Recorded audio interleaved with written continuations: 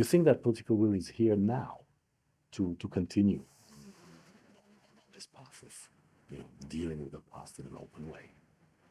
I mean, first thing I would say is that the dealing with the past is something which faces almost all countries in one way or another. Who we are depends upon a lot on how we see where we come from and how issues have been dealt with or resolved in the past. So it's not at all unique to this country, although sometimes people like to think that the Western Balkans is especially an issue. I think it's an issue for everybody.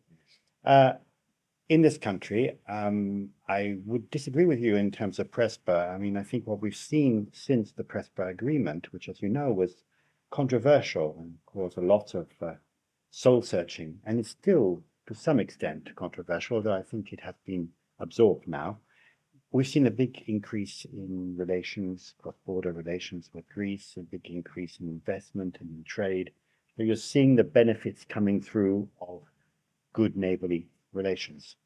And I think the government here, the authorities here, see that this is a win-win and that they need to capitalize on the improving relations with Greece following Prespa, but also that there are gains to be made by having good relations with all neighbors, and that this really brings dividends, both in terms of investment and economy, people-to-people contact, tourism, this kind of thing, but also security and stability for the region more generally.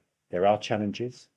It's been some very heated discussions and controversy more recently concerning the relationship with Bulgaria. But again, I think there are great dividends to be drawn from improved relations. Now, as you know, in the case of Bulgaria, the veto that was put back in 2020 was lifted, and on the basis of an agreement that was reached, a compromise, which was solidified in the context of the European agreement of July 2020, which allows the country to move forward and put behind issues of the past. It requires a change to the constitution, but this country already has quite a good record of inter-ethnic relations, and this would solidify it. But again, I think there needs to be good political will on all sides to move forward and capitalize on the possibilities in the relationship Bulgaria and with all of the neighbors. Yeah, of course, in a relation with Bulgaria, there is this commission of historians that has been established. There were allegations that there was political interference and all that, but of course, if you let a commission do its job it's probably a job for decades, to sort out the questions that arise on both sides of the border, that can lead to something very good. I think that's a very good step forward. History is complex. I think there is not one version. There are different appreciations and interpretations, and it's the job of historians to examine that. And I hope that by talking together, the different sides can come to a better understanding of what the issues are, what the challenges are, and what the different perspectives are, and that there needs to be respect for those different perspectives. It's not about imposing one version of history on anyone on either side. What I think is important in the context of the enlargement process is that these questions of history stay behind us, they're not brought into the process itself, but instead we focus on what needs to be done. And there are two aspects here. On the issues that you're raising, and we've been talking about, good neighborly relations is important, but that's about ensuring that the current relations today are at their best, that the best can be drawn from it, and that when there are populations who may identify with the other country, that within the country themselves, that there is proper respect for minorities.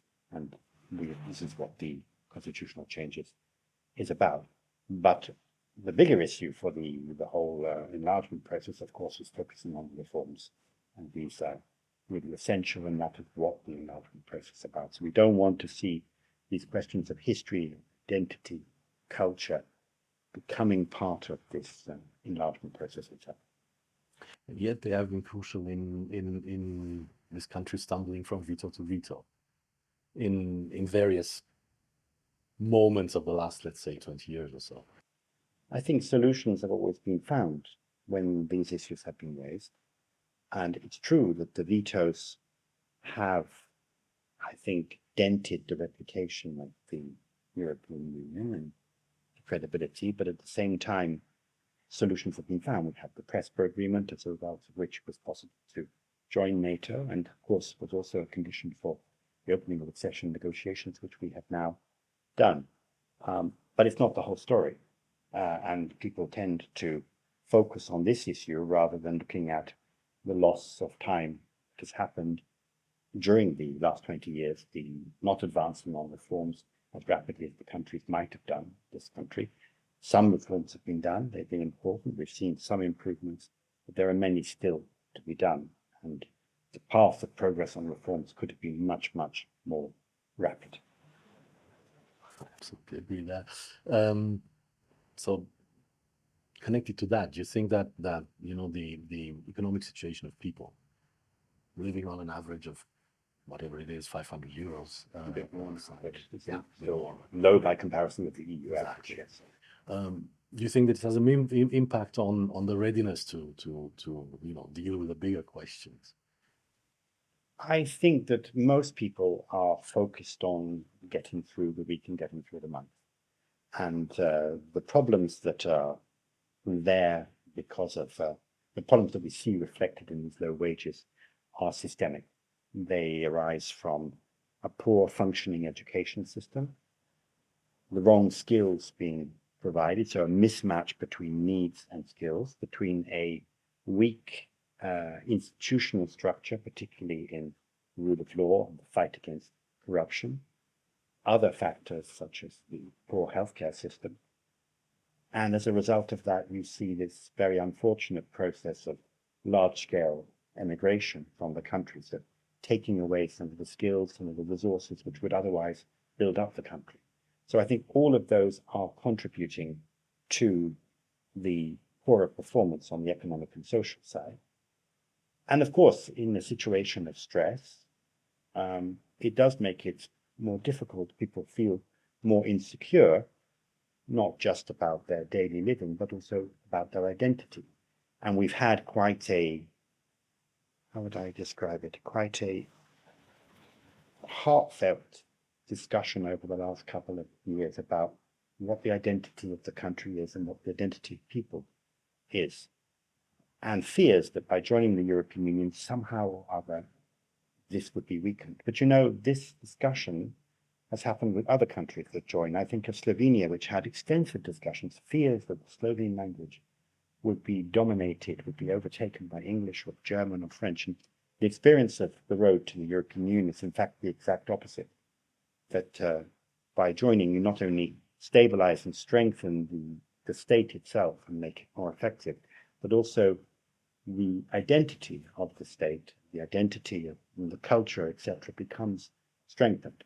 And indeed, we in the European Union here, we've been in the delegation here, been working very extensively to show recognition for many of the rich and the diverse identities that you see in this country, including the Macedonian language, through many, many activities in which we've promoted better understanding, better recognition, particularly among young people, of the great value and quality of the Macedonian language, while also supporting the training of translators and interpreters who we will need when the country joins the European Union, and Macedonian obviously is the language of one of the official languages. Right. Let's get back to the European Union in the second block, if you want. There's a lot of talk about enlargement fatigue and all that. There's permanently a process of inventing new kind of criteria, new kind of stepping stones for the rest of the countries who need to join. Why do you think does the union have such a difficulty reaching a joint position? I don't think the union has a difficulty reaching a joint position. I think we've just had it demonstrated on a number of occasions in the last couple of years. it's been very clear that it sees it as its own strategic interest to have the Western Balkans within the European Union. And of course, that brings benefits, economic and other benefits to this region, economic, social, stability, and security.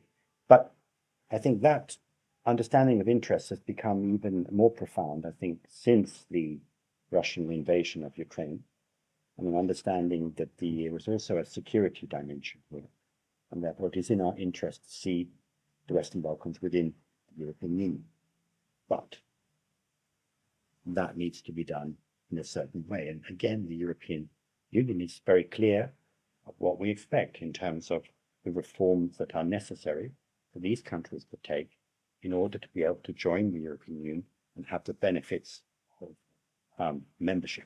What we don't want to see is a situation where a country where we all focus on getting in as quickly as possible, and we sort of do shortcuts on reform, which would mean that this country, for example, North Macedonia, would join an incredibly competitive single market at a disadvantage because it wouldn't have the resilience to resist that. It wouldn't be prepared, perhaps not have the rule of law, perhaps not have the mechanisms for fight against corruption, to be able to really benefit from that, and risks being swamped as a result. And from our perspective, what we don't want to see is an importing of instability or further complexity into the Union because a country is not prepared. What we want to see is those countries joining as equal members and us all being able to benefit from the many things that they offer. But that needs preparation. So there's very little clarity about what needs to be done. The methodology was revised, but it is clear what needs to be done. In this country, we've just spent 1 year going through a whole screening process, looking at every single sector from agriculture to transport, human rights to rule of law, saying this is where the gaps are, this is what needs to be done. If the countries undertake those reforms, with our help, of course, if they do it, then they will join the European Union. People often want to talk about a quick process of joining. I think the important thing is the faster you move on reforms, the faster you will join the European Union. That's true. That's the case. But the process has been taking decades here and in the region. So it doesn't it also fuel the frustration of people, and the question is, doesn't it have this effect of they relying on old ideas, getting back to the past, getting back to these ideas of national glory and so on, as an alternative to the union. I mean, I think there are feelings. Then, of course, there's the Russian interference and all that. I mean, you mentioned it yourself. I mean, I think we have to be honest. Of course, there is frustration on the way. There have been, vetoes, and then there were agreements, and some of the promises at the time made in good faith were not delivered immediately. I think of PRESPA, where obviously there was the promise of NATO membership, which was given, but there was also a promise of early opening of accession negotiations, which took much longer. We have to recognize that there is disappointment there. But in each case, what we have seen is solutions coming forward. And I think you've seen in the last 2 to 3 years, certainly since I've been here, you see a seriousness and a determination on the part of the European Union and some of the partners to really move forward now on the accession process for the reasons that I give, not through generosity, but through hard-headed interest, but condition to reform. So I think there is a seriousness, there is an opportunity, there is a momentum to move forward. The fact that there's so much discussion about internal reform of the European Union at the moment, including the Commission working on possible proposals, this is a sign of seriousness. If they were not working, if they were not having discussions, then I would say, well, this is all very theoretical. But I think there is a process really going on now. And what's important is the best way that these countries, particularly North Macedonia, can assure itself, can guarantee itself that it will join, will be by doing the changes, doing the reforms, and then expecting the EU to deliver. Maybe just one last thing, because you mentioned it now, there's talk about internal reform and all that. I mean, the European Union, first and foremost, it sees itself as a peace project. It's been a lot of there's been a lot of talk about that, and quite rightly so. What do you think it needs to do now to face this new situation with the aggression in Ukraine and the impact it has also also on North Macedonia? It's interesting because there's a sort of generational dimension to this. People of my generation, and for your listeners, I'm 61, came into the European Union with a very strong sense of this as a peace project, a post-war settlement, which was hugely successful. And then I think part of the glory of it was the expansion to include Central Europe and in a way put an end to this Cold War.